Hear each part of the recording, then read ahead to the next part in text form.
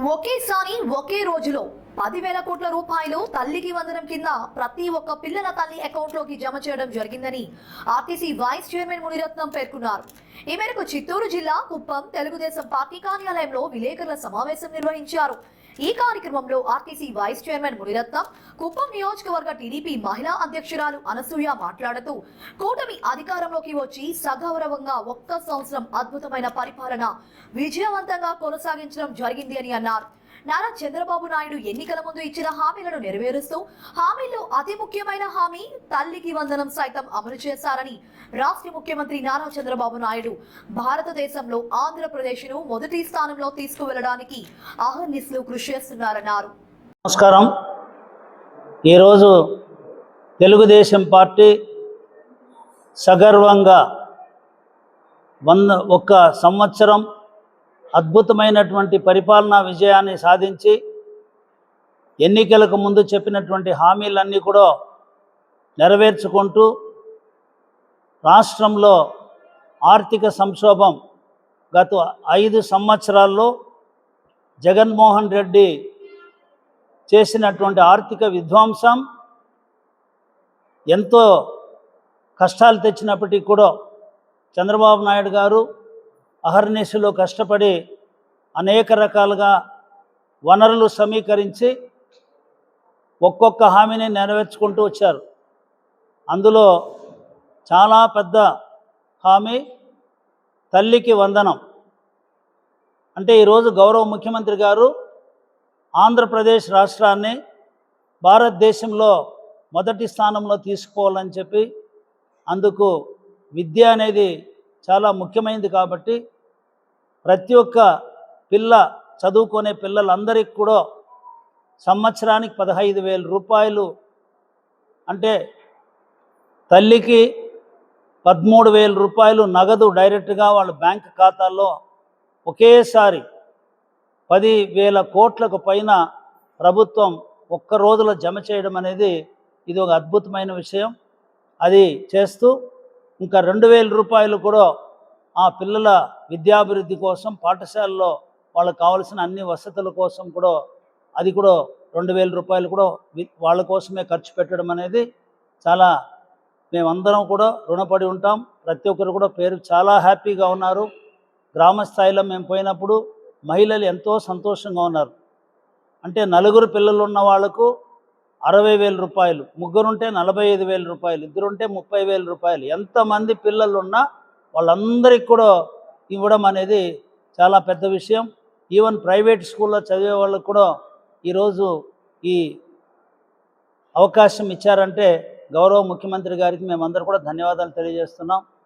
కాబట్టి విద్య అనేది తప్పకుండా కుప్పం నియోజకవర్గమే కాదు, రాష్ట్రంలో కూడా బ్రహ్మాండంగా విద్యలో మొదటి స్థానంలో ఉంటామని చెప్పి తెలియజేస్తూ, అదేవిధంగా ఈరోజు వైసీపీ వాళ్ళు అందరికీ నమస్కారం. ఈ రోజున రాష్ట్ర వ్యాప్తంగా చూసుకుంటే మహాశక్తి పథకాలు మనం ఎలక్షన్స్కు ముందు మన అధినాయకుడు హామీ ఇవ్వడం జరిగింది.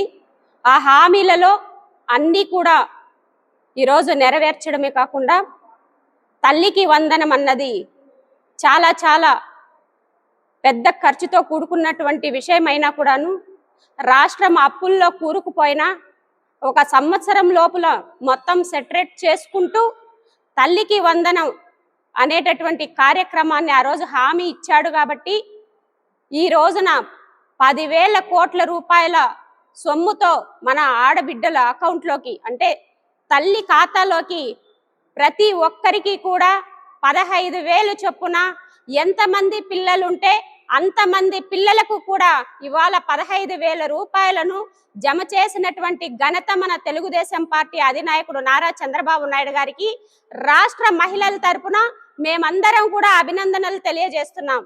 ఎందుకంటే మహాశక్తి పథకాలన్నింటినీ కూడా ప్రజల్లోకి తీసుకెళ్లి మహిళలను ఎంత అభివృద్ధి పథంలోకి నడిపించారో ఈ మహాశక్తి పథకాల్లో అన్ని ప్రతి ఒక్కటి కూడా నెరవేరడం జరిగింది. ఇంకొకే ఒక్క హామీ ఆడబిడ్డ నిధి. ఆ ఆడబిడ్డ నిధి కూడా త్వరలోనే రాబోతుంది. ఆగస్టు 15 కల్లా మన ఆర్టీసీ బస్సులో ఉచిత బస్సు ప్రయాణం మహిళలకు కూడా ఇవ్వడం అన్నది జరుగుతుంది అని చెప్పి మన అధినాయకుడు ఆదేశాలు ఇవ్వడం జరిగింది. ఇంతే కాకుండా మహిళలకు ఏ ఏ అంశాలైతే చెప్పారో ప్రతి ఒక్కటి కూడా నెరవేరబోతుంది. మన మహిళలను ఎంతో కొంత ఆర్థికంగా అభివృద్ధి పథంలోకి నడిపించే నాయకుడు మన చంద్రబాబు నాయుడు గారు. అది మర్చిపోయి ఈ రోజున ఆడబిడ్డ నిధి అనే మనకు తల్లికి వందనం వేశారు. ఆ తల్లికి వందనంలో ఆ పార్టీ అని ఈ పార్టీ అని చూడలేదు. ప్రతి ఒక్కరికి కూడా 4 మంది పిల్లలు ఉన్న వాళ్ళకు కూడా ఈ రోజున లబ్ధి పొందినటువంటి ప్రభుత్వం ఏదైనా ఉందంటే మన తెలుగుదేశం పార్టీ ప్రభుత్వం. కాబట్టి ప్రతి ఒక్కరూ కూడా తెలుసుకోవాలి. ఇంకొకటి నేను చెప్పదలుచుకున్నది ఏమంటే, ఈ సాక్షి పేటిఎం బ్యాచ్ ఉన్నారు. ఇదిగో పేటిఎం బ్యాచ్ వాళ్ళు మీకు మళ్ళీ హెచ్చరిస్తున్నాం. మొన్ననే గడ్డి పెట్టాం మహిళలందరూ కూడా, రాష్ట్రంలోని మహిళలందరూ కూడా. మీకు ఇంకా కూడా బుద్ధి రాలేదు. మీరు ఎందుకు చిన్నదానికి పెద్దదానికి ప్రతి పార్టీలకు ఎందుకు మీరు తీసుకొస్తారా అని చెప్పి మేము అడుగుతున్నాం.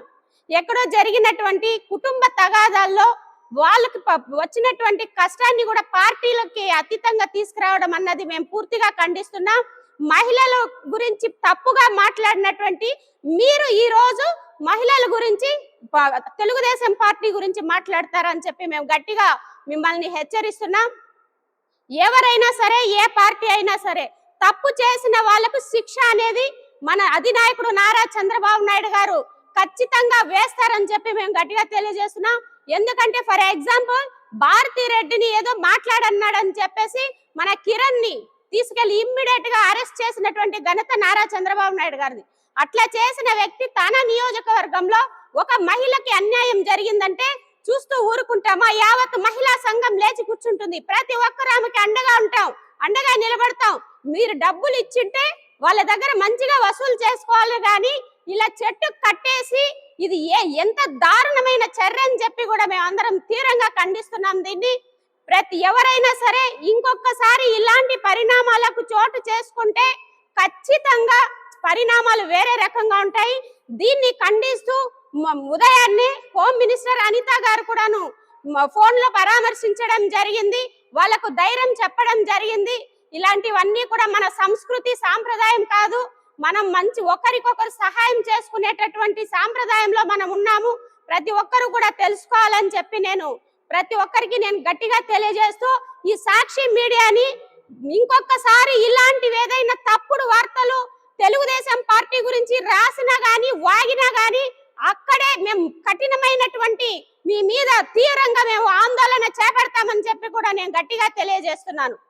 జై హింద్, జై తెలుగుదేశం.